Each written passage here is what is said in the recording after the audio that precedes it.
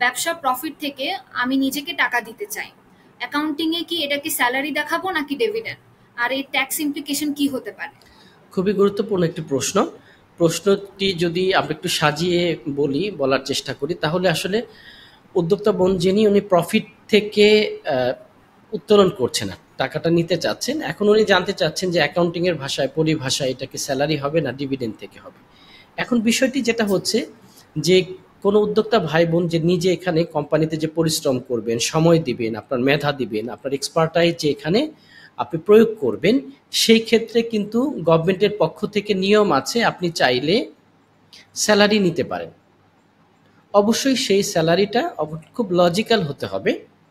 আপনার অর্গানাইজেশনের সাইজ, অর্গানাইজেশনের স্ট্রাকচার, তারপর আপনার প্রফিটেবিলিটি সব দিক বিবেচনা করে আপনার স্যালারিটা অবশ্যই উপযুক্ত হতে হবে, লজিক্যাল হতে হবে, কিন্তু আপনি নিতে পারেন।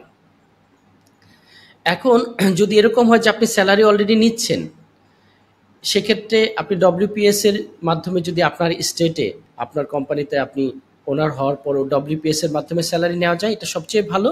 আর যদি সেই প্রসেস না থাকে, তাহলে আপনি বোর্ড অফ রেজুলেশনের মাধ্যমে একটা বোর্ড অফ রেজুলেশন করে আপনি সমস্ত পার্টনার্স বা ডিরেক্টরসদের সম্মতিক্রমে আপনি স্যালারি উত্তোলন করতে পারেন। এখন যদি আপনি অলরেডি সেই স্যালারি উত্তোলন করে থাকেন, তার চাইতে বেশি পরিমাণ, যেটা বোর্ড অফ রেজুলেশনে অথবা আপনার সেলস কন্ট্রাক্টে লেখা নাই, এর চাইতে বেশি টাকা উত্তোলন করেন, তাহলে অবশ্যই সেটা আপনার উত্তোলন হিসেবে, এটা আপনার প্রফিট থেকে নেওয়া হচ্ছে, ডিভিডেন্ড হিসেবে দেখাতে হবে দিন শেষে, মাস শেষে, বছর শেষে। এটাকে কোম্পানির এক্সপেন্স হিসেবে, স্যালারি যদি দেখান তাহলে তো এক্সপেন্স হিসেবে গণ্য হবে। আর যদি আপনি ডিভিডেন্ড হিসেবে দেখান, তাহলে সেটা এক্সপেন্স হিসেবে গণ্য হবে না, সেটা অ্যাকাউন্ট ট্রিটমেন্ট হবে ডিভিডেন্ড হিসেবে বা উত্তোলন হিসেবে।